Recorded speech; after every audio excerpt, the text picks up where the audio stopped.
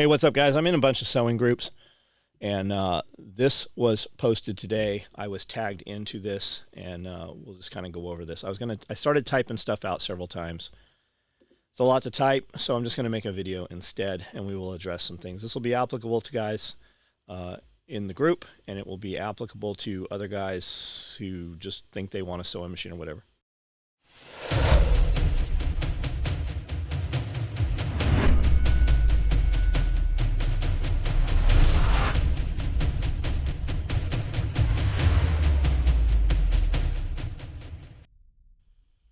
So this guy Juan says, "I'm trying to pick up the sewing gear as a hobby, and maybe make a couple bucks on the side, starting with pouches, boonies, and simple things, but would like to eventually move to bigger things.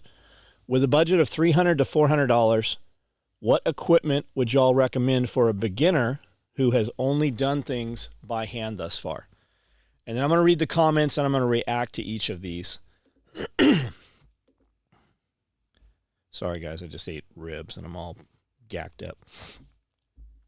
Zack Hall says, find a good used walking foot machine. Once you have that in the garage, you will have the proper motivation for manifesting everything else. And he's not wrong. But let me tell you, for the first 10 years, for you guys that don't know, I own special operations equipment. I started this company 35 years ago. The first couple of years, I wasn't sewing anything, though special operations equipment was the name. We were doing surplus gear, T-shirts, and kind of getting into playing with gear. Eagle, Blackhawk, London Bridge, American Body Armor were really the only companies out there. And I didn't even know that Blackhawk existed at the time. So the first machine I had was a Mitsubishi 130 GM. I also had, a year or two later, I got a Mitsubishi 130E. Those are both lightweight machines, single stitch, not walking foot machines. I had those machines because they cost $25 a month to rent, as opposed to a walking foot, which was $50 a month. Now, this was in San Diego. We built all of the big LBVs, the first ones, even when we had the shop in Oceanside. So fast forward to late 90s, early 2000s. We did everything on single needle machines. Like, we didn't have a walking foot until after my raid went down. Like, when I was raided by the federal government and was on CNN and all that shit. So that timeline, you guys can figure out when that was. The publicity from the raid boosted our business so much that I started renting more machines and bought machines. Those were the first walking foots that came in the building. So all the first LBVs that are out there, those were all done on single needle Mitsubishi 130 machines. Up until today, I've been saying Singer 130s. And when I went to search Singer to see what the price rate on those was, couldn't find them. Their brother, no, I just said Mitsubishi 130 machines. Guess what they cost, guys? They're $200 and $300. You can buy a head anywhere. You can call your equipment, post in these groups all the time. I would start there. Nico So, good dude, friend of mine, been in his shop hundreds of times. He's close here, but he doesn't seem to be in business anymore. If you could reach out to him, he probably has machines sitting there that he would sell you for almost nothing. Now, there's companies out of LA, they're all over. There's companies that sell sewing machines on Instagram. That's their page. They're industrial sewing machine companies. I personally, Collier, it would be the go-to right now. You don't have to ship this big, huge thing with a motor stand and everything, guys. You could just have them box that head up and ship it to you. And you could find a table. It's called a motor stand, is what you're looking for, and a machine. Now, servo motors didn't exist.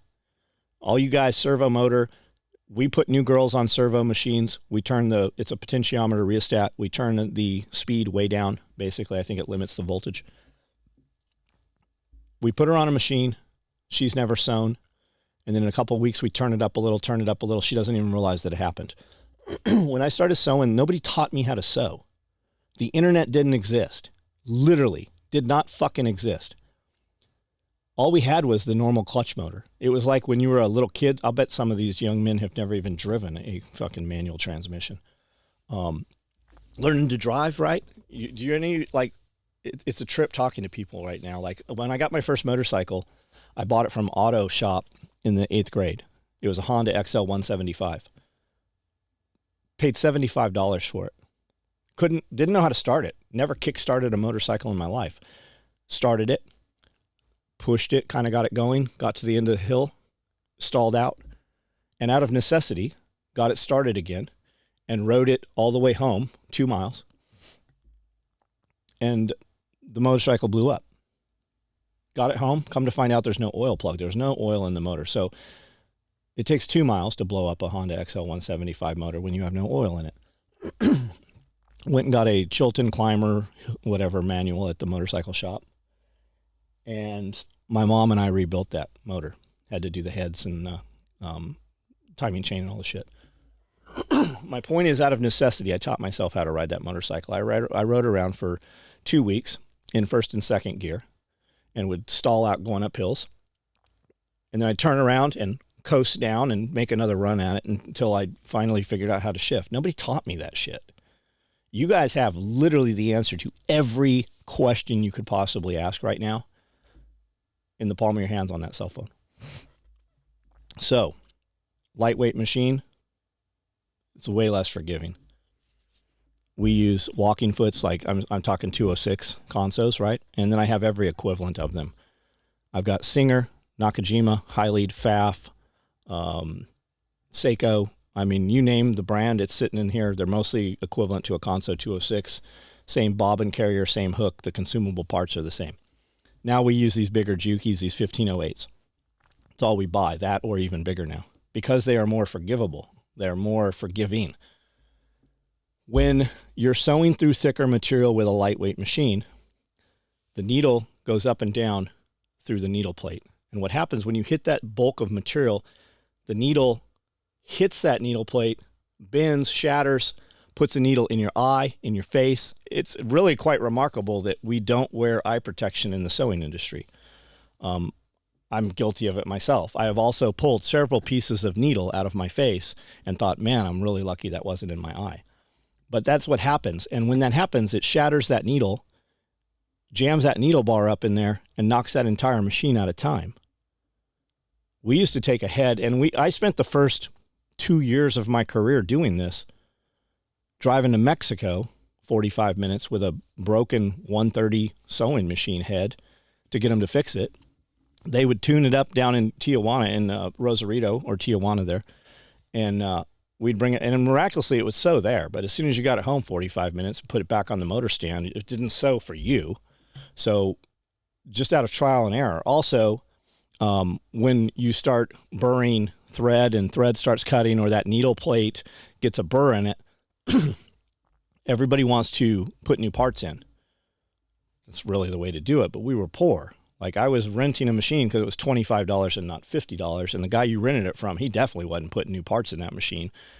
Most people don't realize when you get a burr on a hook or you need to replace a hook, you can just hone that out with emery paper or a nail file and keep that sucker running for another 6 months. A lot of times when you're in sewing factories, every day they had a dude would come in and put a new needle in a machine. Man, I'll sew on a sewing machine for a year. I literally replace a needle when my needle breaks. So keep that in mind too. And when I get something that develops a burr, or it's cutting the thread, I work through it. Within a few hours, that problem usually goes away. If you're not a mechanic and you are taking your machine to a mechanic, or you have a mechanic that comes once a month or whatever, a lot of times when the dude puts the new piece in there, it amplifies some other issue. There is something to be said for being able to rethread that machine fast when it's cutting or breaking thread. Get to where you can thread that machine really fast, and you will be a much better operator and craftsman in the future too. Let's go to the next question here, or statement. This guy says, Chris says, start here. It's a Singer Heavy Duty 4411. Now that's a machine. I see it at Michael's or Joann's or your mom's fabric store. I see that sitting in there. And it does look to be the heaviest there, but it's nothing like an actual real metal sewing machine. Now somebody said, understand that this won't make anywhere near the quality of gear that a real sewing machine would. Night and day difference. And he's correct. Let me click on this and see how much this thing is. It's ripstop by the roll selling these things apparently. $189. It is what it is, man. It's a nicer version of the Walmart type sewing machine. Like I said, you can get an all-metal Mitsubishi 130E, 130 GM. The difference between the two, I think the E is the more sought after, where the GM, something different with the pump. Maybe one had a reverse, one doesn't have a reverse. I don't remember. I looked them up today. They're $300. You can get a brand new motor stand and servo motor for another couple $100. Every one of you motherfuckers is vaping, fucking drinking beer, doing whatever it is you're doing. Every one of you are homeless people in the United States are in the top 5% of the income earners for the entire world. Everybody has got a cell phone in their hand. You have no excuse other than you don't want to. When I started my company, we literally stole materials. We cut buckles off of shopping carts at Target because there was no Walmart. We cut canvas off the side of 5 tons at National Guard armories. There wasn't a tennis court, net, volleyball net, or basketball hoop within 100 miles of where we were because we were doing ghillie suits with them. For the Marine Corps, for the SEAL teams, we just did what we had to do. Like, you couldn't buy, you guys don't realize how good you have it right now. You can go buy a yard of material in almost any color you want. Like, webbing didn't exist. We were buying webbing a foot at a time. Finally bought so much we were buying rolls. And the company, like Sport Chalet and Adventure 16 and these big box stores are like, hey, you can just buy this where we buy it. So everything's doable now. You've got all these guys, middlemen in materials. There is not really a gatekeeper to this stuff. You're going to find, too, a lot of people. There's some huge names in this group that I'm reading from, and they ain't helping you motherfuckers because they're making money off of you motherfuckers. Like Cordura. I buy Cordura for, I don't know, let's say it's $10 a yard. They're buying it from the same place I buy it. You're paying $25 a yard. Do what you got to do. I mean, if you're hobbying, I get it, man. But everything is available to everyone if you have enough money and you're willing to buy enough of it. And those dudes, they're not in here answering your questions, I see. The guys answering questions, I don't recognize most of these guys. This is the same machine I have. Still have it, but looking to upgrade mine. I got through 4 layers of Cordura with this. It was a seam of 500D that I just used my hand to roll through, did the job, and made money with it. Great start. Yeah, hand sewing, guys. That's a lot of it. If you look at all the sewing machines in my shop, they're all bare aluminum on that pulley there. That's from our hands. And hand sewing, you can also use it, like you guys, most of you kids have never sewn with a clutch motor, right? You actually start the clutch right there. As you're pushing on, I'm doing the thing with my foot here, pushing the gas. You guys probably can't see it. But you start that. You don't do that shit on the servo motor as much. So Sergeant Bloxon, SGT Bloxon here says, and it is going to take you quite some time to start from zero before you'll begin to make any actual money at this. Not trying to be a jerk, just not sugarcoating the truth like so many others like to do. Okay, I'm going to take a little different approach on this, and there's a lot of comments here. And keep in mind, I don't know who any of these guys are. Not a clue. You just have to be willing to do what other people are not willing to do. And guys, as they start their company, I shared a shop with Strider Knives. Okay, some of you guys probably recognize that name. When Strider was first making knives, we went to Home Depot, bought some stock steel from Home Depot, just some 1/4 inch by 2 inch. You chop it up with a chop saw. You put your pattern on there. You cut off as much as you possibly can with the chop saw, and the rest of it gets removed on a grinder, a wheel grinder, like a Beaumont or something, or a Burr King. It's physical labor, super dirty. No matter what respirator you're wearing, you're still inhaling all that shit, especially if you're like grinding G10 and shit. When you get really big and you have a name for yourself making knives, you don't have to make knives anymore. We get a shop up the road here that'll do a water jet. You could have one at your house. They eat themselves. They're super dirty. They're expensive. And it water jets with an abrasive and cuts all that shit out for you. Now we don't have to cut that stuff anymore. Or you wire EDM, or you use laser, right? Because we're building 400 knives at a time. It's like getting shot up to get in the rap game. You got to get shot up before you can get in the rap game. Nobody gave a shit who 50 Cent was until he got shot up, right? Tupac. Nobody knew who Tupac was till he got shot up. And that's how this stuff is. yes, you can make stuff with this. And my point to what I was saying is, so Strider started making all these knives, and then they didn't have to make knives, right? Strider, a job shop or a machine shop, or you own the shop. Microtech has a huge shop, right? They do everything in-house. But you can just have a company take a 4x8 sheet of metal, cut out them blanks, you pick them up in a tray. All you do is sharpen them, put some kind of handle on them, and push them in a sheath or make kydex for them. That's how this is. When you get bigger, you learn to say no. I used to think I was the expensive guy when dudes are like, hey, will you build this thing? I'm like, yeah, $1,000. And then every time somebody'd say yes, I'm like, shit, I don't want to do this, right? And now I see guys that are like, yeah, we don't touch a project for under $5,000. When you have the name for yourself, you don't have to do the stuff that everybody wants. If you look back through my customer base, and we ship 400 individual orders every day to consumer. I'm sure there's guys on here listening right now that are larger than us, but that's a lot of orders. And we just build production runs. Like we just built micro rigs. We did 120 pieces multicam micro rigs yesterday. Not huge, but for a small shop, it's a lot. And for most guys listening, it's probably a lot. And my point is, when I was taking anything, anybody come in, yeah, we can do that. Yeah, we can do that. Yeah, we can do that.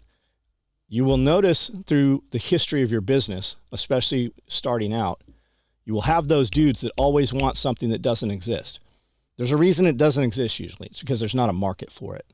And you will bend over backwards to take care of these dudes and build them all their shit. And the first time you get busy and you have some contract or you have a demand for a product you're building and you have to build all of those, the first time you tell this guy no, he's going to go look for somebody else. You could start a company right now, and your whole marketing campaign can be, we're nicer than SOE. You could take guys who I have hurt, offended, just simply said, hey, I can't do this for you. And you could run your whole entire career off of the customers that are mad at me or that special, picky, little nitpicky dude.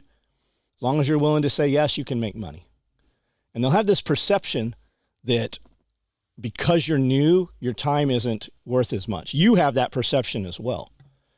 And if I would tell everybody, raise your prices. If the entire market raised their prices, you know what's going to happen? Have you answered yet? Do you know what's going to happen? You're going to make a lot more money. You might not make a lot more money from this exact same people, but you only have a finite amount of labor. That's my bottleneck. I can sell this is no bullshit. On a Black Friday, we do $2 million in sales on a Black Friday, Wednesday, Thursday, Friday, Saturday, Sunday. I can't build it. That's my bottleneck here. So you can do business with poor customers or you can do business with rich customers. Your rich customers, they don't balk at the price. They don't try to negotiate with you. And you will find that they're easier to do business with. When you have frustration with a customer, it's typically a dude who you've deviated and done a bunch of stuff for because he's special needs, right? Most of your dudes that are hitting you up one-on-one with I'm a Ninja SEAL, whatever, it's usually bullshit. They've always got this fucking story they've woven. So there's money to be made. The first thing I ever sewed was a mini mag light pouch because I had one, the shitty mini mag light pouch. I'll bet there's dudes listening don't even know what a mini mag is. So flashlight before LED bulbs even existed. And I duplicated this. And then a guy I knew named Rich, I don't even remember how I met him, was at the house. He's like, can you build this? And it was something similar to it. So I built one for him. He was an EOD guy. He showed some EOD guys. They showed some SEALs. Then some SEALs came down. We were doing gun shows. I'm sure you have gun shows. You guys have so many ways to market and advertise right now. I see guys in these groups every day. Hey, can you build this thing? Just be the dude that says yes. There's money to be made. So it's just perspective. We don't need to flesh any more of that out. Let's go to the next one. I'm not trying to make big money. This is in that same thread. Not trying to make big money or anything right away. I plan on making stuff for myself first until I get good at it and a buddy asked me for something. Appreciate the honesty. I know shit's expensive and I was just looking for suggestions. Well, you're going to love it then, man. I've built my entire life doing what I want to do. Got razors, motorcycles, Porsches, Range Rovers. I own 24 vehicles, right? I own every model truck there is because of this company. We just take all the stuff we like to play with, and I'm really probably more of a social media company at this point than a gear manufacturing company. And that allows me to use these things for advertising, right? We take our tool bags and we show them as the tool bag. We show them as a range bag. We show them in the razors. We show that they have multicam black and red stitching to match the interior of all these Toyota trucks. And because we use Toyota trucks, Toyota shares all our videos. And because of Toyota sharing our videos, Toyota America Motor Corporation shares our videos, and they all have 8 million views on them. Build what you want to build. Everything we build is because me and my friends want it. And as a byproduct, there's other dudes with Toyotas with red stitching in their seats that buy it. So we can market to Overland. We can market to Jeep guys. We can market to the Ferrari dudes that have red stitching. If you can't sell it, it's because you're not using your imagination as how to market it. You just have to weave the story. But you said you want to build what you want. So that makes it even better, man. You're not beholden to that. I assume you have an income coming from somewhere. I used to do delivery route. I delivered newspapers. I was making $3,500. I say a week. I think it was a month. And I got fired because I kept taking weekends off to go to gun shows to just take belts and holsters and stuff that we had made. And they finally fired me. And I was really worried about it. I was living at my mom's house, working out of her garage, had a sewing machine. Made $10,000. I think it was that week. So from $3,500 a month to $10,000 the first week. Now it's easy to take the orders. You didn't have to build the orders. If you remember, if you're in the United States, 33 cents of every dollar you make, you should have a separate bank account, run all your shit. You don't have to run it legit if it's cash. Do what you're going to do. That's a whole nother conversation. 33 cents of every dollar you make is stolen from you. And as long as you pay Caesar, then you don't have anything to worry about. You really probably don't have it. You could make millions of dollars. The IRS probably wouldn't even be on your radar. But when it's a problem, when it becomes a problem, it's a big fucking problem. So that's a whole nother business class. But the next comment is, it'll cost you about €2,000 euros to get set. That's a fact. Tom, you're full of shit. That's a small collection of hardware, fabric, narrow fabrics, sewing machines, associated accessories. Then there's practicing your skill. Eventually, you'll make some money.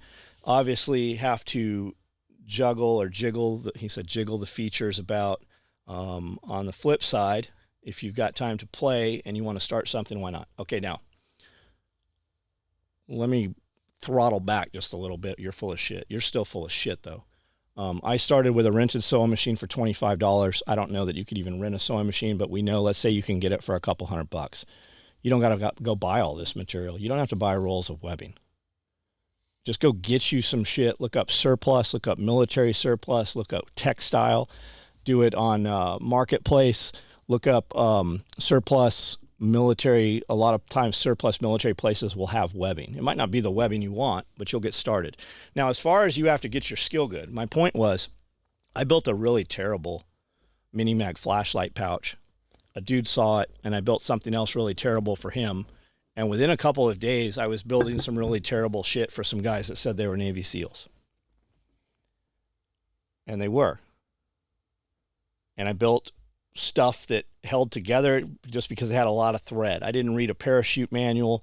I didn't have the internet. I didn't do shit. I just started sewing some shit. And there's some dudes in here that give you guys all kinds of good information that used to be all over my nuts asking how to do this stuff.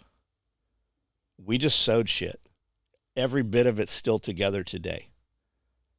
And then after a few years, I went around to all those dudes when I would see them and be like, hey, I'll build you a brand new whatever if you give me that one back. None of those guys gave any of that shit back. They wanted it because it was all operational. They'd already been blooded with it. They'd already, it was their lucky piece, whatever it was. Very little of that shit came back. When you guys see these LBVs for sale on like the Japanese market and stuff that go for $2,000, $3,000, those are all those very first rigs I built with that tiny ass sewing machine. That's why everything had black edge tape and black webbing, because you couldn't get colored webbing. Nobody had it. I had to buy an entire die lot, which back then was 5,000 yards, in 1 inch, inch and a half, and 2-inch.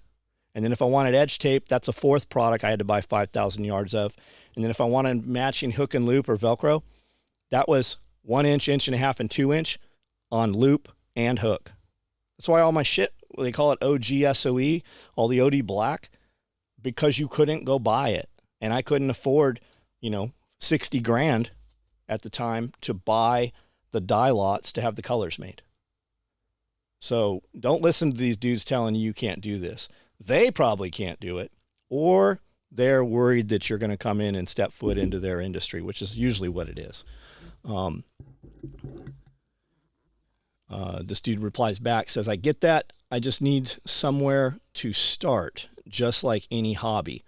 I can add machines, hardware, etc. I guess that's the difference between a lot of the dudes I do stuff with and these guys. Like, he's hobby. What the fuck? Like, my wife wanted some amethyst crystals, so she bought 18,000 pounds of them. Like when I say that, I have fucking tons of goddamn rocks because she bought them fucking wholesale. I mean, you guys just think too small, man. I'm saying is, no matter what your end goal is, it'll cost you about it won't, man. In the end, it will. Of course it will. Just like when you go, do anything, you go buy a razor and then you want to put some tire, a side-by-side or a four-wheeler or a motorcycle. That's why I bought a Toyota Tacoma. The day I bought it, I didn't even plan to buy it. I bought it because you could put a bunch of bullshit on it. And I saw Travis Haley use hashtag TRD Pro. Clicked on it as I was driving down through Nashville. And I'm like, what's TRD Pro? Oh, there's a Toyota dealership. Let's go look at these. I bought it 2 hours later because you could put a bunch of bullshit on it. I own 3 Toyota TRD Pros right now because it's a Lego. And that's how sewing is. You can use some shitty scissors. The truth is, I have $300 scissors from Germany. They're too heavy. This is a cumulative. This is a cumulative. I'm 52. I've sewn for over 35 years. I've got crazy carpal tunnel from it. The best scissors we've ever found were from Walmart. They were $14 a piece. They're titanium non-stick bullshit. When they get fucked up, we put them in the trash. I buy all of them that Walmart has at multiple locations, take another one out of the package. We don't even sharpen them. They're consumable. You can do all kinds of shit. Your bobbins, your hooks, your bobbin carriers, Amazon, eBay, Sharp Sewing out of California.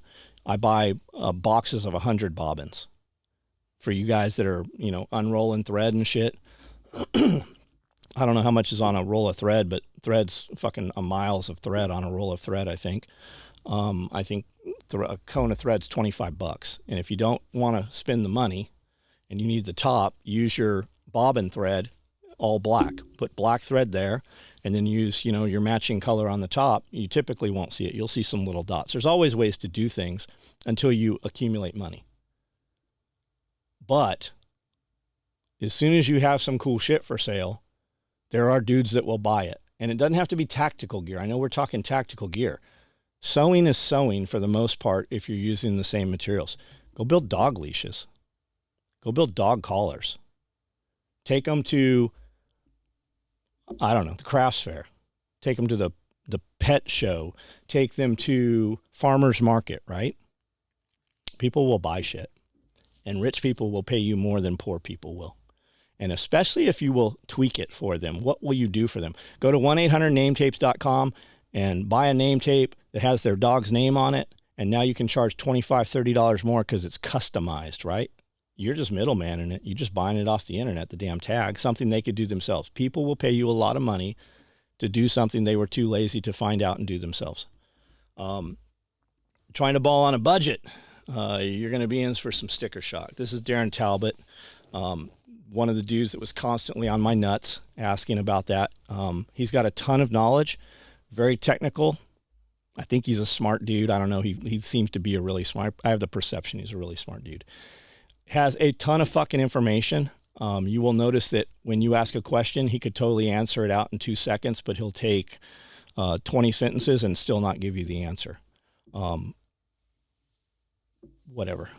Yeah, I've seen the prices. Just keep in mind, Darren did all the shit he's going to give you shit about doing. And he's really smart and could answer you in seconds. Find an old Singer 201, 1591. I'm not familiar with what that is. The machines listed above Rolls-Royce used to make leather interior components. Right on. Jonathan Legier, I'm sure I'm slaying your name there. Everyone saying you need more money and won't make money is absolute bullshit and probably just outright shit. Within $400, you can score a nice industrial straight stitch machine that will absolutely be perfect for learning. You don't need fancy triple feed like most here will have you believe. Scour your local classifieds and industrial machine. Be patient. You will find them very cheap. I have paid $100 or less for a few of my machines. This dude just said exactly what I just said. For materials, start ripping stuff apart, recycling for your first few pieces. Not only will you pick up some dexterity skills, but you will learn basic construction and get ideas for what you want to make. Fuck all these discouraging assholes. Stay away from all domestic machines. If you have any questions, hit me up on Instagram. Chantisa. That's a dude. That is a fucking great comment right there. He just said exactly the shit I said. Tim Galloway, he owns a company called Goodworks. Fucking amazing craftsman, guys. If you're listening to this, Goodworks just fucking seems like a really solid dude. I hope that we get together soon and do some videos and some head-to-head build stuff. Just been a fucking really good dude. I have one of his bags here. The attention to detail is incredible. And he says, John, meaning me, John has helped me with a lot of info. Heed this. I picked up an old industrial Singer straight stitch for $250 on Marketplace, tossed a $100 servo on it, and it's been great for lighter work I need to do. If you're relatively handy, getting an old walking foot up and running isn't a huge deal, and you'll be better off getting a machine in a box, and you'll be better off than getting a machine in a box from the fabric store. You can snag duck canvas from Joann's for pretty cheap, and it'll be similar to sewing Cordura. YouTube is your friend. And keep in mind, too, you want to make expensive shit? Like, we're all in this tactical gear thing right now, right? I guess I've been here fucking all my life, I guess. Make shit out of wax canvas, man. The tactical gear industry is so small compared to the industries that we're missing. So if you can make that shit out of hybrid too, like I build bags, guys. I build bags that are leather with 500 denier, multicam black, and I'll use red accent, red thread and stuff. Every time I build one of those bags, I put it up for auction. It goes for between $2,000 and $3,000 every single time I make one. So you just need better customers. Yeah, everything Tim said. He also said, check out the full build videos John posts on SOE YouTube. He talks about the early days of SOE having machines that weren't able to handle super heavy sewing jobs. He figured a way around it. Yeah, you just finesse it, man. You hand sew until you're past the super thick part. Now, I saw a dude say he was going through 4 layers of material or whatever, guys. When I build my CQB pouches, my Rallyman pouches, and my patrol pouches, we're going through 13 layers of material where they're sewn. I've made videos. You can see them on the full build. 13 layers of material. 5 lines of stitching. I use 69 thread. You'll see dudes tell you to use bigger thread. Why are they doing that? Because they wanted to be able to say in the beginning they were using bigger thread than the other guys. Why do I use 69? It's actually called 70 Tex now. Why? Because London Bridge, Eagle, and Blackhawk were using 69. Why did Blackhawk? Because Mike Knoll copied literally every fucking thing John Carver did. So, Joe says, what I did was to start making things for me. With that, with what I had on hand, the machine I got for free because I asked friends if anyone had a machine gathering dust. I used the ladies for YouTube sewing and learned the basics from the ladies who have been teaching sewing basics since the first bone and needle and piece of sinew to sew hides together. Most men make lousy teachers. for the basics because they didn't think they needed to be taught. That's a good point, man. It's a guy thing. We all share. Selling stuff was a way around, a ways down the road. But the most important thing I did was just start sewing. When you're sewing stuff, guys, when you're starting out, show it to people. People are going to ask, how much is it? And you need to be prepared with that. You are always going to undervalue your stuff. If you offer a price that you're comfortable with, you probably need to double your price. There's a ton of people selling something for $100. You know why it sells for $100? Because they didn't ask for $200. You can take anything I say, you can leave anything I say, but I guarantee you I've made money, more money than anybody that this is watching this video that's in this group here. I make more money in a week than you guys make in an entire year doing this stuff. And I sat down with Jaeger every morning, had breakfast with him for years. And he would say, you know what happened when I raised my prices? And I was like, what? I was waiting for some spooky thing or, oh no, what happened? I made more fucking money. That's what happened. And there's going to be some little cunt that comes in here. It's like, money isn't everything. Then why do you get up and go to a place you hate every fucking morning for so little of it? And fucking why does it run your life? When you have money, you have options. A ton of free information, patterns, tutorials online, and I encourage you to watch mini videos. Yeah, there's some guys, just watch how to sew a bag, right? It doesn't have to be tactical stuff. You could take like we just bought IKEA bags. I bought 2 IKEA bags, looked how they built them. IKEA gets, what do they get? $13 for 2 of those things, $6 for 2 of them. I get $65 for one of them motherfuckers. There's only like 5 lines of stitching in it. First day we put them up, we sold 300 of those things. It doesn't have to be, you can put the word tactical gear on anything. Go find some backpack you like. Guys, I make a day pack. What do I get what's the day pack? $350? $250? I don't even know what my fucking day pack costs. There was a dude talking shit on the internet. He's like, you just make cheap JanSport bags. And I happened to be at a Barnes & Noble.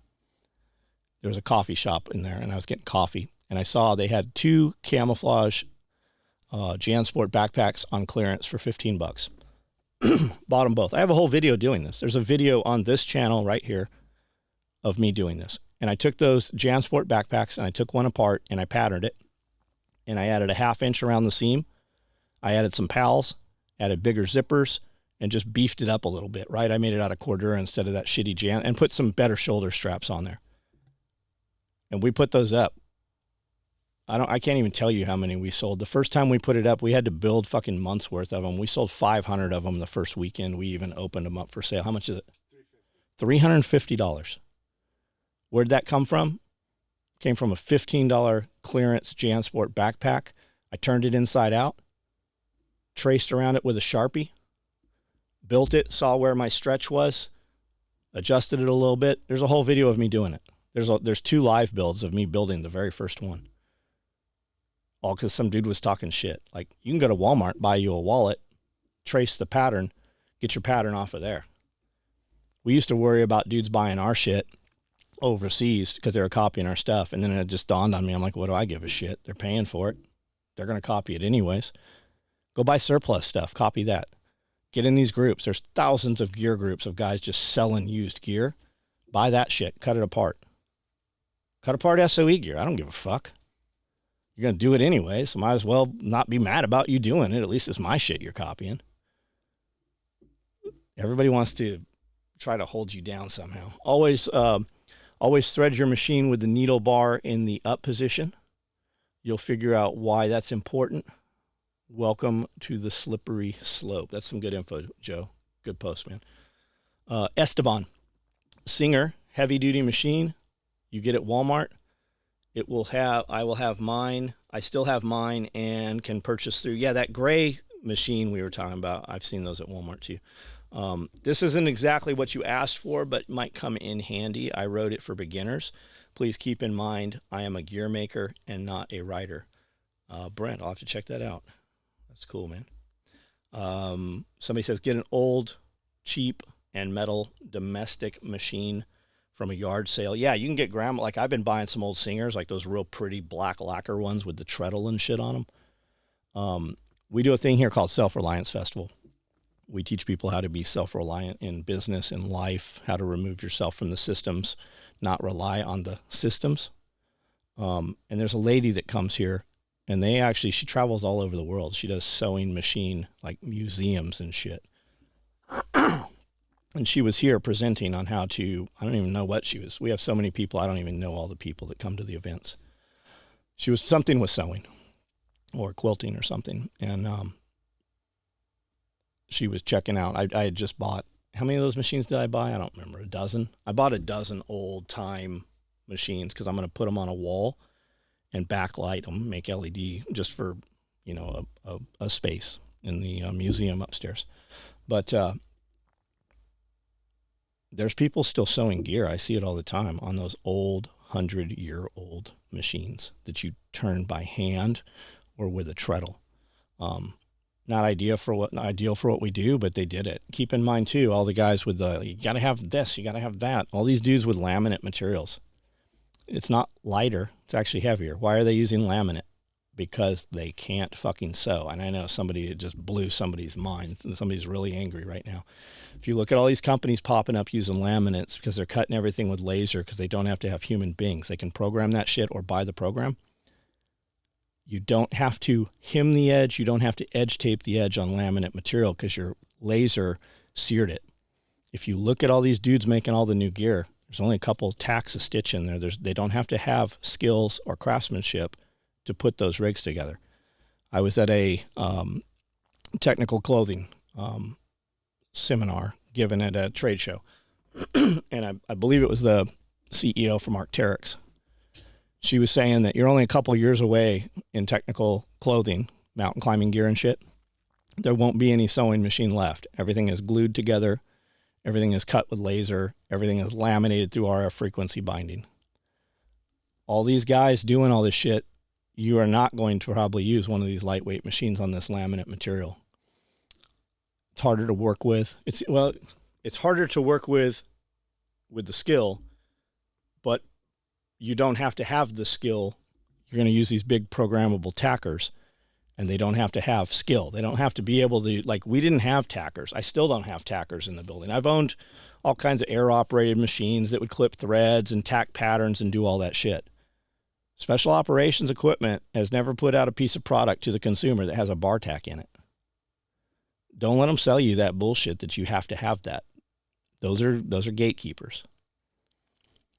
We did a box X. We'd sew all of our Velcro on, and we'd go on let's just say a 1 inch by 1 inch piece of Velcro on a pull tab on a 1 inch piece of webbing. I'd go 1, 2, 3, 4, 5, and then zigzag 6, 7, 8, 9. There was 9 rows of stitching. It means I pivoted 8 times to do that. Why did Eagle and those guys have that on all that 1 inch Velcro? Because it was in their fucking programmable tacker. When I asked John Carver why they did that, he said that's what the pattern was programmed in the sewing machine. We have this perception that you have to do this. You don't have to do that shit. We just fucking spent 20 years doing that shit because it was what you were supposed to do because it's what Eagle did. And when did they do it? Because it was what they started doing from the beginning. It was in the machine they bought. I'm a hobbyist. 300, 400 is a minimalist thread budget for machines. Minimalist. You're going to need to increase your budget. I'm always curious. Let's look at this guy that said that. You're going to need to increase your budget. What does he build? I have no idea what that is.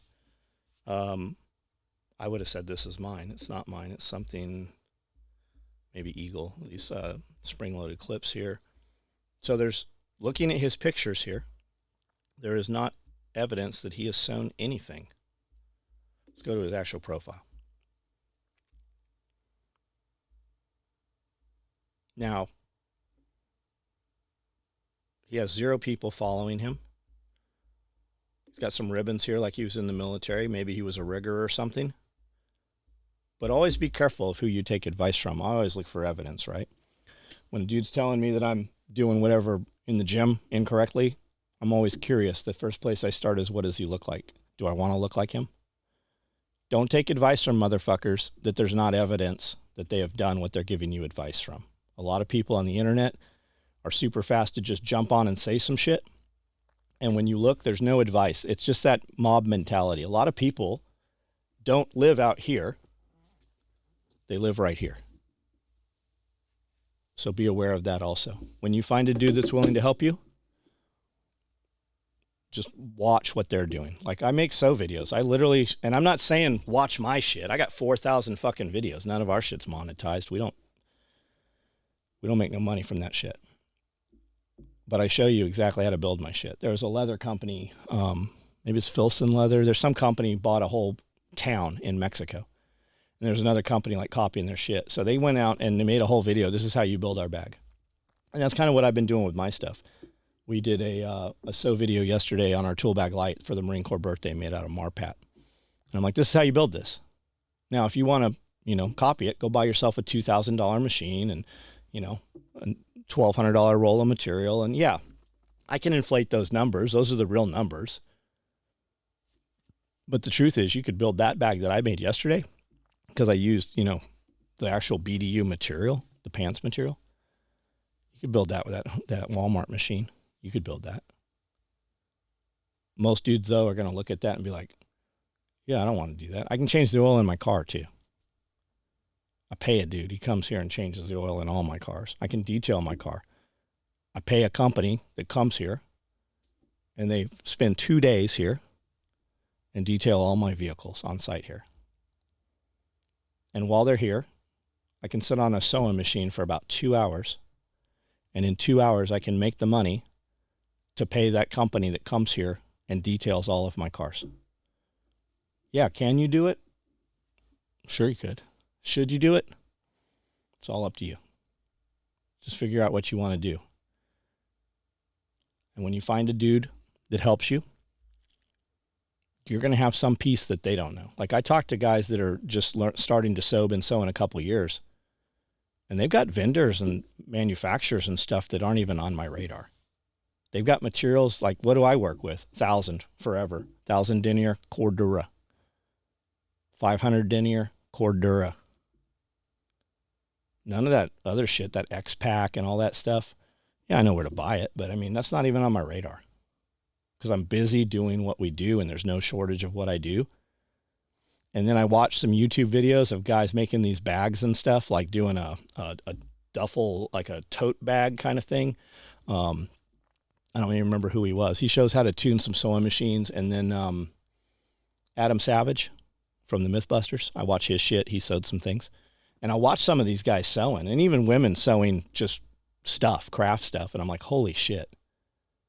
That will save our process. That'll cut my process 30% time. We have been doing this shit the hard way for 30 years.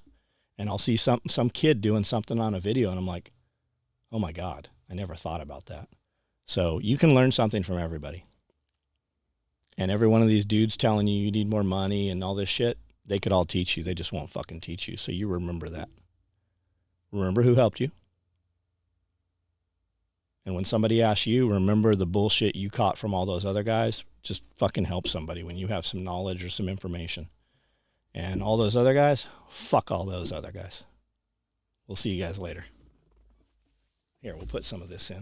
Also, if you're watching this and you're not aware of who we are, I'm John Willis from Special Operations Equipment. This channel that you're seeing this on YouTube, I've got over 4,000 videos. We've got over 2 million followers combined across the platforms. Reach out to us. We produce a lot of food. We grow a lot of our own food. I'm of the belief that anything the government it gives you, they can take away from you, and it's probably not good for you anyways. We do a lot of other shit than just sewing gear. That's really very little part of it nowadays. We sew a lot of gear, but we teach people how to live their own lives. And if you want to find out about that or be a part of that, I'm on Instagram. I'm on TikTok, several places. We've got several channels. I'm on YouTube, Facebook.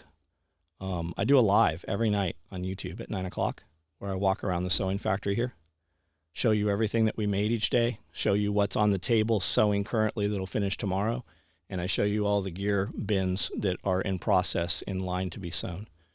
And we can talk about anything you want to talk about. It can be homesteading, can be prepping, can be business, can be luxury cars, watches, whatever you want to talk about. You have access to a dude that's the CEO of a company that I started 35 years ago, and I still answer all my own fucking emails.